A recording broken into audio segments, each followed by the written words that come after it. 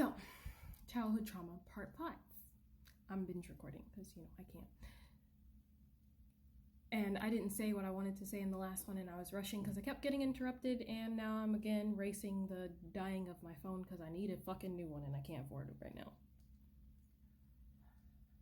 So, let's see, where was I in the last video? Oh yeah, I was talking about, the last thing I left off on, I think, was me talking about how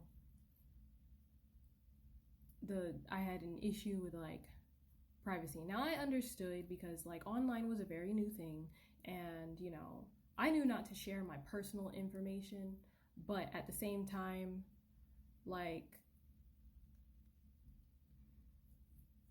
I was also a kid online with people that could be any age. Most of the time I was talking to kids my age, but I started to feel really fucking insecure because one of the times I was expressing my distaste for my living situation way early on when I was in middle school to one of my online friends who was my same age or a year or two older. And we had met in a gaming forum. Do they even do that anymore? The text-based gaming forums? I feel so old. I'm only 31. I'll never lie about my age because, I didn't think I would make it to 31, but we'll talk about that another time. But, anyways, I was talking to him about, I really hate my life. Oh, actually, no, that was the first time that I had my own room. The first time I had my own room was when I was in middle school, and I had it for about a year. Maybe less. Maybe 7 months. 7 months to a year. I just kind of forget that. But I was using her laptop, and I was emailing back and forth with my friend, and she had read the message because he said the same thing that my in real life friend said. Basically, just say no. Just say no, you won't do it. Just say you're not gonna do what she's asking you to do because, my job was cleaning the whole fucking house. And, of course, that would be denied. But, if anybody that's gonna relay the message back is watching this, you shouldn't be here anyway and you're stalking me. And, yeah, no, stop. But, yeah, it was really... And, I spelled a word wrong. And I already felt embarrassed for trying to correct a mistake that I made a mistake, and I was already feeling embarrassed about the mistake that I made, and I tried to correct it by saying I might be a little bit dyslexic, and I spelled dyslexic wrong. And then she criticized me about how I spelled it. She's like, I don't like this friend because it could be anybody on the other side of this or whatever. And she's like, and also next time, try spelling it with a Y this time. And I was just like, I didn't know how to fucking spell the word. This was before Google. You just start typing the word in Google and it fills it in for the rest of it. And I didn't read that much. I had only just gotten into reading. And I was already embarrassed about the mistake that I made, and even more embarrassed that she read the message. Now, I get it because, I was 14. And it was online. It was a new thing.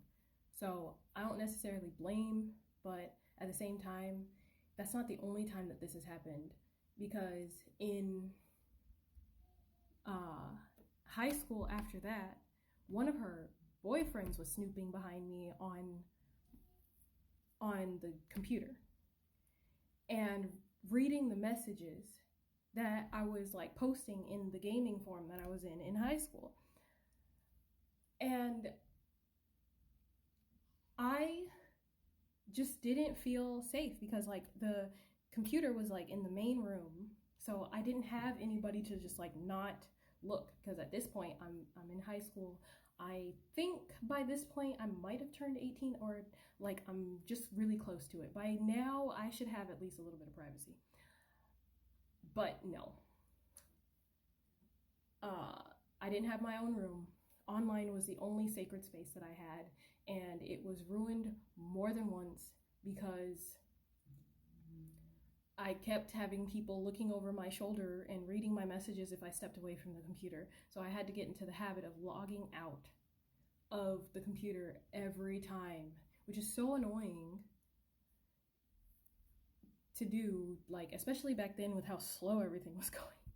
But like that was normal speed because I still had, it wasn't a flat screen computer, it was one of the big ones, and I don't even know what they're called anymore, but the thing would wail when you turned it on. Just like a quiet little, not even quiet, the thing was loud, but it wailed. And yeah, like my personal space and my online space was continuously being violated. And then like it wasn't, in the one in middle school was made equally as bad because somebody that she was talking to on the phone, who was also at a distance, it was somebody that she was, I think, dating from long distance or whatever, and she talked to him about me talking to the person, and mentioned it to me that even her now boyfriend or friend that she was talking to didn't like that I was talking to somebody because they could really hurt me because I'm just a innocent, unsuspecting girl, that is vulnerable and all of that shit. And when she like relayed that to me, I was like, so you couldn't just keep it between us? Like, you had to tell somebody that's a fucking stranger that you're not even, I don't even know if it was a dating or if it was just like a dating site or whatever the case was. I don't fucking know. But like, that was frustrating to me because I couldn't even, it's just like, what? Like, I was wondering, like, what else did you tell him? Like, did you tell him what the fuck I went through already? And that frustrated the shit out of me. And I was just like, I need to get the fuck up out of here. I can't do this no fucking more. So yeah, I ended up having to deal with that. Hold up. So yeah, not only was my online space being violated, but like the whole keep it within the family rules was being violated too, which is usually what would happen. Like, we weren't allowed to talk about anything outside of the family. It would be really fucking embarrassing. And as a kid, you slip up, you say too much. That's a normal thing that kids do. And so, then they have to beat it into you not to like say too much outside of the fucking family. But my business was privy to everybody. That I hated that because everybody fucking knew what I went through as a kid, being, trigger warning, essayed. But I was not able to talk about it without feeling guilty because I was making her feel guilty. And that was so fucking frustrating, and I didn't get any fucking help. They asked me a bunch of fucking weird ass fucking questions when it first happened. Like, I guess it was some kind of social working office or whatever the case was. They just asked me a bunch of weird fucking questions, and then after that, I just pretended like it never happened. I didn't know that I needed to talk about it because I was fucking 8. No, I was 9 by that point. So I didn't get any help. I didn't get any kind of help with it, and I wasn't allowed to say no ever. So that actually created a lot of issues for me and relationships with other people and the inability to set boundaries until my big old motherfucking age of 30. And we'll get into that a little bit later. Yeah, I think that's what we'll do next. I think we'll talk about the boundaries and all that, whatever. Anyway, that's that.